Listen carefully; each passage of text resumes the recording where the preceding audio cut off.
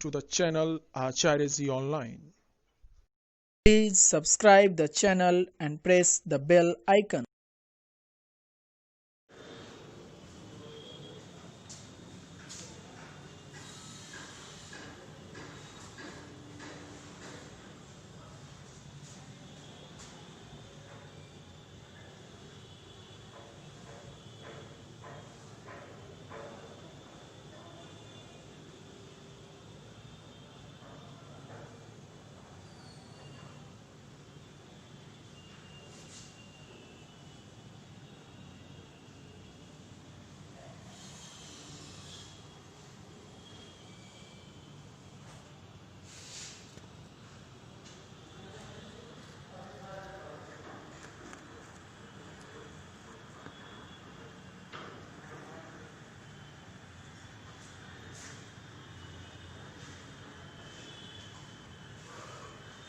सुप्रभात संध्यावान।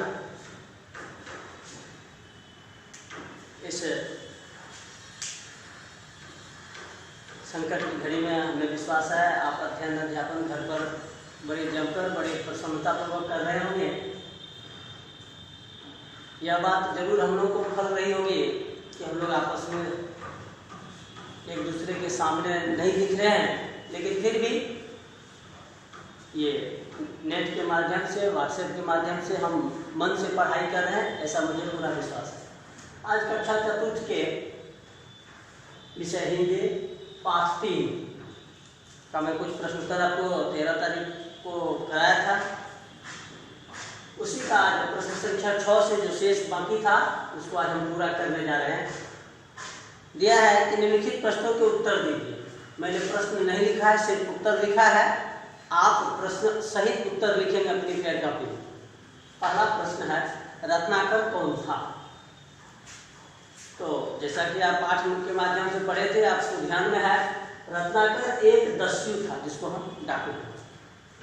दूसरा प्रश्न है ख नंबर में, नारद मुनि के साथ रत्नाकर ने क्या व्यवहार किया? तो नारद मुनि के साथ नारद मुनि वन में घूम रहे थे, तो रत्नाकर ने, तो यहाँ उत्तर है, नारद मुनि को धन लूटने के उद्देश्य से रत्नाकर ने उसे जंगल में रोक करके पेड़ से बांध दिया। तीसरा प्रश्न है ग नंबर में, नारद जी ने रत्नाकर को क्या समझाया?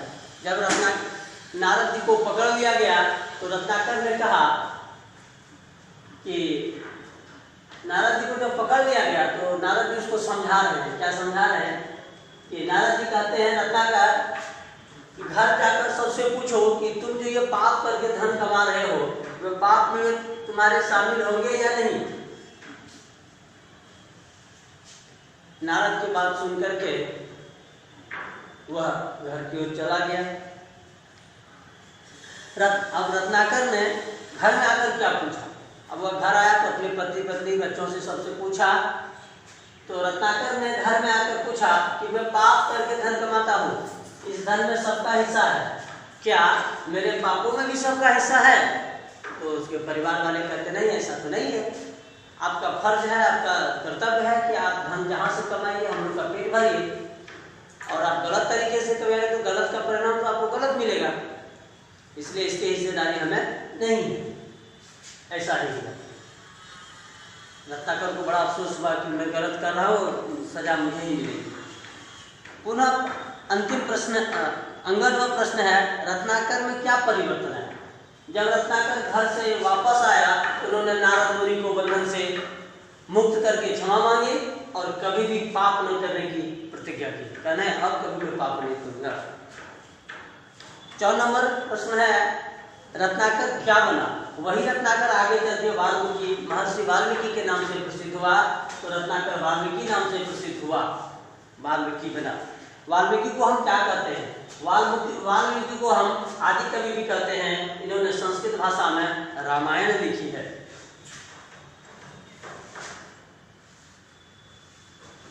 आज भैयागण आपको एक और पाठ पढ़ाने जा रहे हैं। उस पाठ का नाम है जंगल मेरा सच्चा पड़ोसी।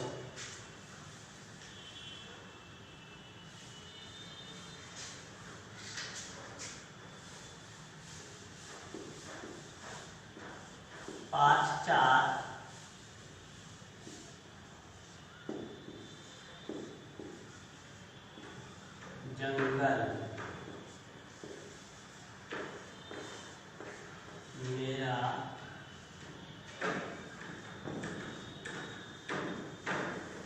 सच्चा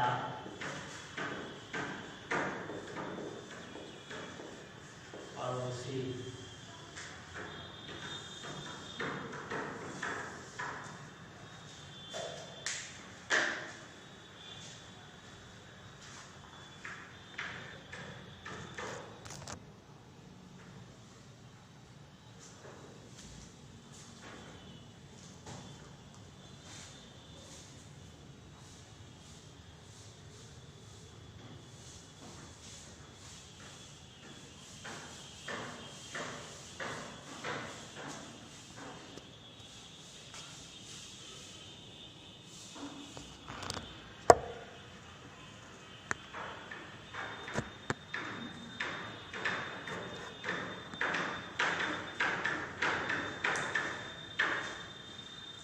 जैसा कि आप जानते हैं, अपने घर के आसपास आप अनेकों प्रकार के जंगल देखते होंगे, अनेकों प्रकार के वृक्ष देखते होंगे।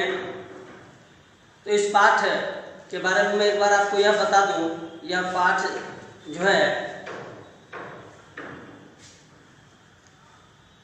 वन हमारा परम मित्र है और मित्र के साथ हमें कभी धोखा नहीं करना चाहिए।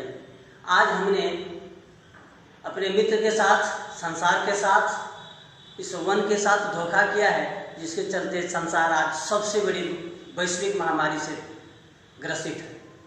इसका एक कारण यह भी है, हमने प्रकृति के साथ बड़ा छेड़खानी की।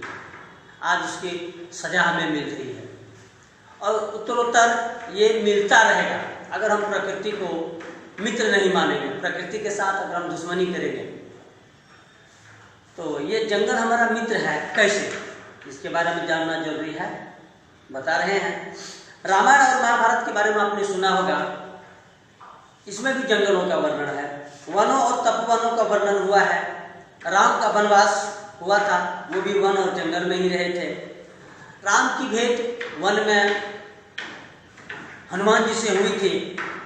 महाभारत ने पांडवों ने महाभारत में जुआ में हारने के बाद 12 वर्ष का वनवास जो कि उन्होंने वन में ही बिताया था। ऋषि मुनि और योगी जितने ही थे, ये तो सब तपस्वी जो हुए, ये योग साधना करते थे, ये सब वन में करते थे। महाराणा प्रताप को जंगल पहाड़ में ही रहना पड़ा। शिवाजी जंगल पहाड़ में रहकर देश की आज़ादी के लिए संगठन करते रहे। झारखंड प्रदेश में बिरसा मुंडा जंगल में ही रहकर अंग्रेजों के खिलाफ संघर्ष करते थे। कोई भैया वन बता सकते हैं झारखंड राज्य की राजधानी कहाँ है? झारखंड राज्य की राजधानी रांची। आज भी पुराने युग में आरा, छपरा, चंपारण और ये सब जंगल थे इसमें। आज भी रांची और सिंहभूम में जंगल पहाड़ हैं जहाँ वनवासी बंधुओं का निवास है। हमारे नगरों और गांवों के पड़ोस में जंगल है। ये जंगल डरावने नहीं हैं, ये हमारे अच्छे पड़ोसी हैं, सच्चे पड़ोसी। पड़ोसी स्नेह करता है, स्नेह से सहायता मिलती है। इसी प्रकार जंगल भी हमसे स्नेह करता है, हमें सहायता करता है। पेड़ पौधे से भरे हुए जंगल हमें चुपचाप मदद करते हैं, जहाँ तक हम इसको जान भी नहीं पाते। पर पुराने ऋषि मुनि यह भी जानते थे, आज के वैज्ञानिक यह भी जानते हैं, हम भी जानने लगे हैं। आज का युग तो नगरों और गांवों के युग है। वैज्ञानिकों की सहायता से नगरों का द्रुत विकास हो रहा है, बड़ी तेजी से विकास हो रहा है। गांव अब छोटे नगर बन गए हैं, नगर महानगर हो रहा है। जंगल कटते जा रहे हैं, जंगल खत्म हो रहा है, केवल मकान ही मकान दिख रहे हैं। सड़कें बनती जा रही है, बिजली और दूरभाष के तार दौड़ रहे हैं, सड़कों पर कारें दौड़ रही है, सिनेमा हॉल, होटल जगमगा रहे हैं। लेकिन जंगल खत्म हो जाएंगे तो नगरों की चकमक दकमक भी समाप्त हो जाएगी। आप यह जानते हैं, पेड़ पौधे एवं पशुओं से भरे जंगलों के बिना मनुष्य का जीवन बहुत कठिनमय हो जाएगा। इसलिए तो जंगल लगाने की बात हो रही है। पहले भी पेड़ लगाना पुण्य का काम माना जाता था, आज भी पेड़ लगाना पुण्य का काम माना जाता है। लोग कहते हैं, हमारे पुराने लोग, कि एक वृक्ष लगाना 100 पुत्र जन्म देने के बराबर होता है। जंगल की महिमा को जानना आवश्यक है। यह ठीक है कि जंगल को से हम लोग जलाने के लिए लकड़ी और कोयले प्राप्त करते हैं, घर बनाने के लिए, सजाने के लिए मूल्यवान लकड़ी प्राप्त करते हैं, औषधि बनाने के लिए सारी जड़ी बूटियाँ प्राप्त करते हैं, खाने के लिए अनेक प्रकार के फल और मधु प्राप्त करते हैं, गोंद और रबर भी हम जंगल से ही प्राप्त करते हैं। जंगलों में खनिज पदार्थों की खाने हैं। जंगल जो है धरती माँ की लक्ष्मी है।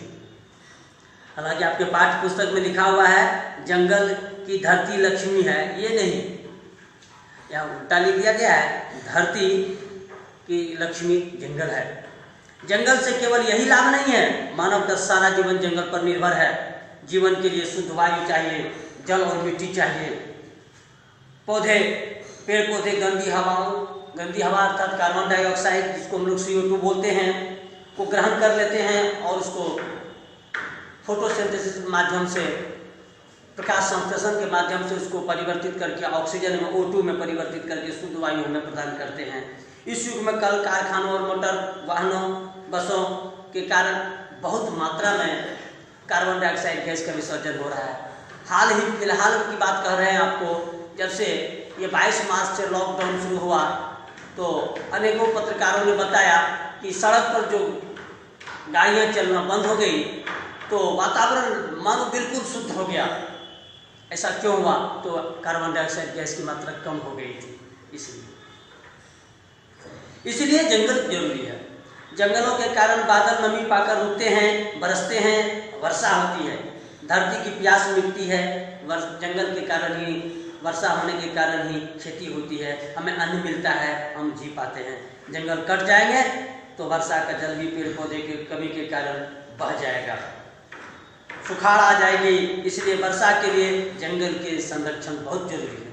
पेड़ पौधे अपने जड़ों द्वारा मिट्टी को पकड़े रहते हैं। पेड़ों के कट जाने के बाद मिट्टी टिक नहीं पाती है, पानी के बहाव में वह बह जाती है, नदी भर जाती है। पहाड़ी क्षेत्रों में तो पेड़ के कटने से पत्थर भी खिसकने लगते हैं, सब उजड़ने लगता है। इसलिए हमें अपने पड़ोसी की रक्षा करनी चाहिए, अर्थात पड़ोसी, हमारा पड़ोसी जंगल है, इनकी रक्षा करनी चाहिए। जंगल की हम रक्षा करेंगे तो जंगल भी हमारी रक्षा करेगा। भैया बहन, बस आज इतना ही। इसी पाठ 4 के अभ्यास प्रश्न है, यहाँ पर पढ़ो और समझो। संयुक्त वर्ण 1 नंबर और 2 नंबर, इसको आपको बनाना है, होमवर्क के रूप में काम करेंगे। और अगले कालांश में हम आपको 3, 4 और 5 नंबर के प्रश्नोत्तरी आपको हम करवाएंगे।